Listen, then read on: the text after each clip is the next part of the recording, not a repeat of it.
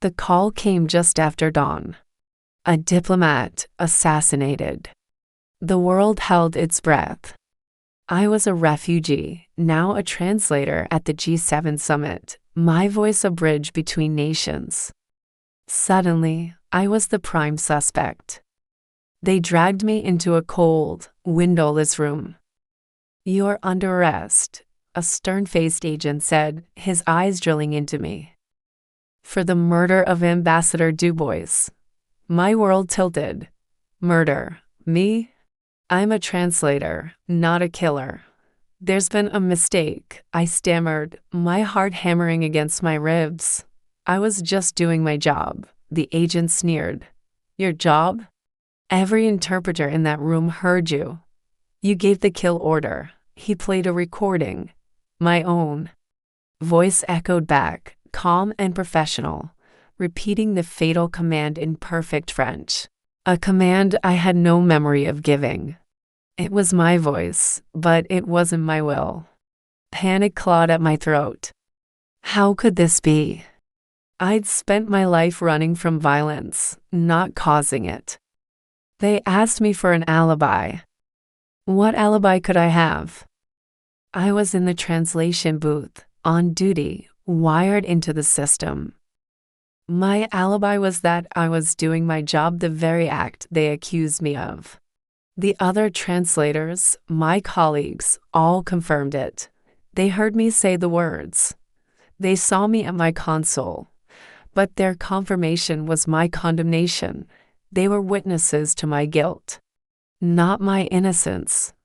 Days blurred into a nightmare of interrogations. The evidence was overwhelming.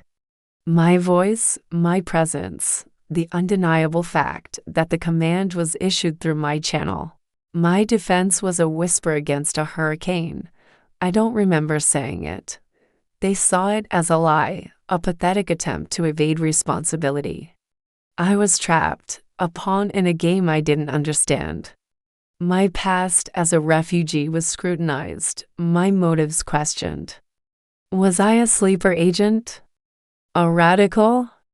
The media painted me as a monster. Despair was a heavy cloak.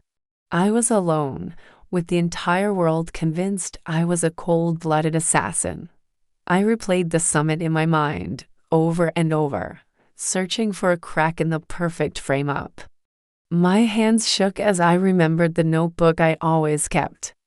My lifeline during long translation sessions. I scribbled everything. A habit from years of high-stakes diplomacy. "I need my notes," I begged my lawyer. From the booth. "Please." It was a long shot, a desperate grasp at a straw. When the notebook finally arrived, its pages felt like my last hope. I flipped through the frantic scribbles, the shorthand, the arrows connecting phrases, and then I saw it. Tucked between notes on trade agreements and climate policy was the phrase, "the fatal command." But I hadn't written it as a command. I'd written it as a direct, literal translation. Beside it, I had even jotted down the source language. It wasn't political jargon. It was a line from a children's nursery rhyme. A lullaby my mother used to sing to me. It clicked. The command was code. The speaker hadn't issued a direct order. They had recited a line from an old, obscure nursery rhyme. My brain, on autopilot during the intense, multilingual marathon, had simply done its job too well. It translated the words literally, without recognizing the hidden, sinister meaning. I hadn't been an assassin. I had been a tool.